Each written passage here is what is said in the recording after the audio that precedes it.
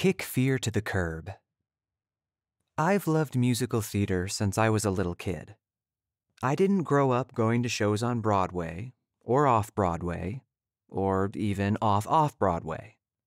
When I was probably around 6 or 7, I saw the 1982 film rendition of Annie for the first time and proceeded to wear the crap out of that VHS tape. I was frequently cast in the lead roles of our church Christmas pageants, probably because I was one of the only boys willing to sing. One year, my family went to see the local high school's performance of Into the Woods, and I was mesmerized. We also left at intermission because we thought the show was over, but that's a different story. In middle school, I vividly remember the assembly in which the cast from the neighboring high school's current play performed a few scenes to encourage us preteens to come and see the show and consider theater when we got to high school. Those super cool high schoolers, who seemed way, way, way older than me at the time, held my attention in ways my teachers could only dream of. And I was a teacher's pet.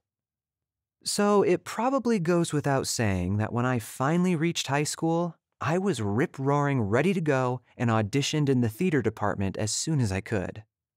Well, you know what they say about assumptions, right? Because that's not what happened. In addition to being a lover of theater, entertaining, and performing, I was also an incredibly introverted and almost painfully shy kid. Singing in front of church was one thing. Putting myself out there to audition in front of my school peers who I had to face every single day was something else entirely. It's silly, I know. After all, high schoolers are notorious for their kind, encouraging, and empathetic natures, right? My classmates would never have laughed at or made fun of or ruthlessly teased me if I made a mistake or made a fool of myself. The funny thing is, they probably really wouldn't have. But try convincing your super self-conscious adolescent self of that kind of logic. At the end of the day, both my freshman and sophomore years of high school found me sitting in the audience at the annual musical, watching my friends have a ball and kicking myself for not having the courage to join them. When junior year came around and it was announced that the musical would be a show wrapped up in the music of Elvis entitled All Shook Up, I knew that was the year.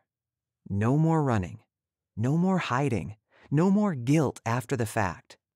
It was time to stop allowing fear to steer me away from my dreams. What if? There is plenty of fertile ground for fear to sow its treacherous seeds within creative industries.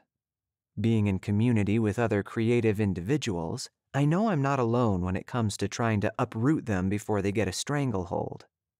So often, those pesky little sprouts pop up as dreaded what-ifs, not to be confused with Marvel's what-if storylines. Those are awesome. I'm talking about these what-ifs. What if I'm not good enough? What if I'm wasting my time? What if I make a fool of myself? What if the hokey pokey really is what it's all about? What if I fail? Much of my pre-adult life was defined by the what-ifs. They're what kept me in my shell and prevented me from being bold. They're what convinced me that who I am wasn't good enough for the world around me, and that it was better if I kept to myself. What if? Two little words that pack a punch.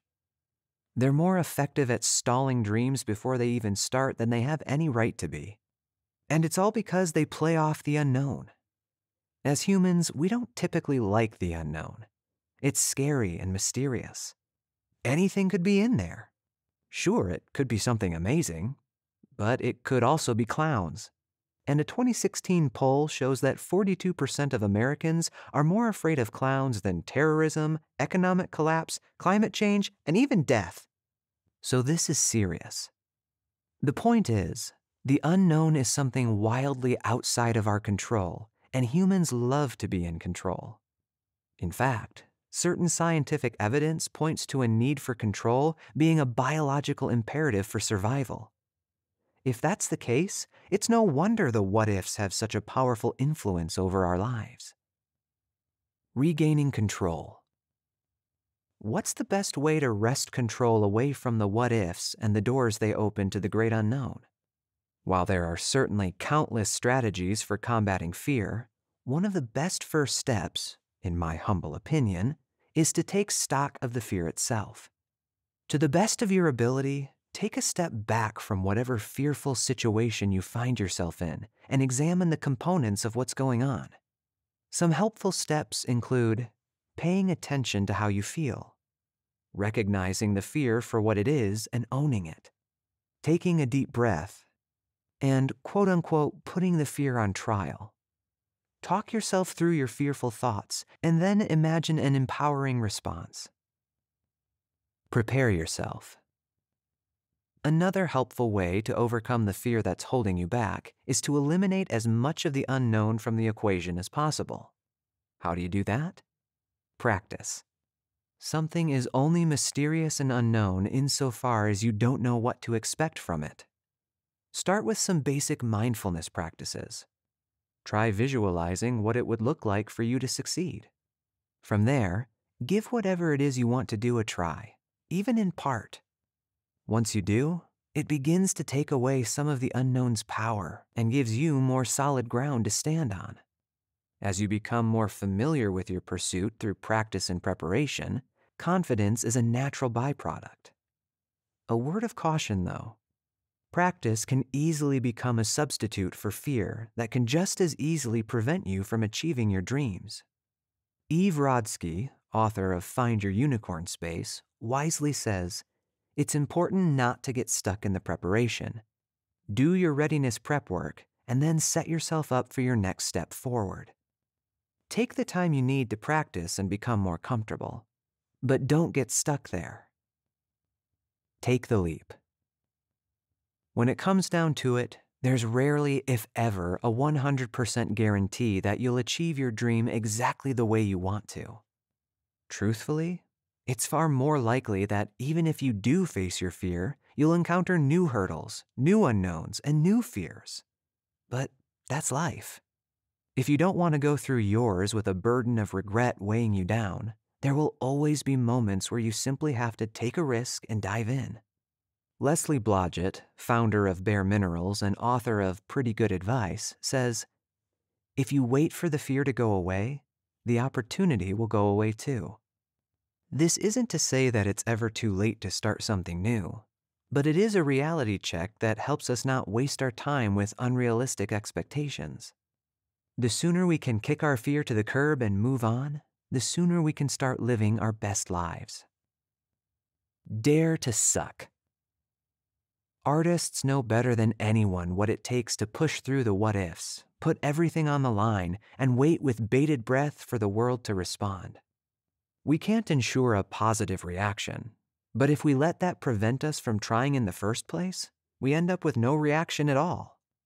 As further inspiration to overcome fear, Eve Rodsky encourages a quote-unquote dare to suck mindset. When you finally gather the courage to try whatever it is you've been dreaming of, you might crash and burn. You might find out that that really isn't what you hoped it would be, and it just isn't for you. You also might find that you've discovered your life's calling.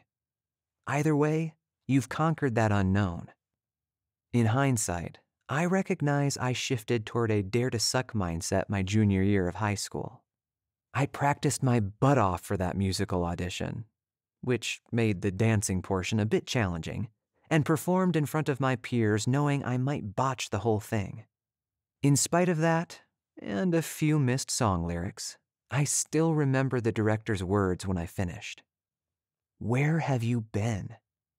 There have been few times in my life before or since that moment that I have felt so affirmed. I didn't land the lead role I was hoping for. Dream big, right? But I did get to perform a short solo and was cast as a featured dancer. I still don't know how that happened. When opening night rolled around, I remember looking out into the audience members and being profoundly grateful I wasn't among them. What are the biggest fears you grapple with in your creative endeavors? What methods of kicking that fear to the curb have been effective for you? Whatever dreams your fear may be keeping you from right now, I sincerely hope you're able to find your dare to suck mindset and do yourself the favor of discovering what that future might hold. Who knows? It might just be your next great adventure, and you are definitely worth finding that out. Until next time, friends, keep telling stories.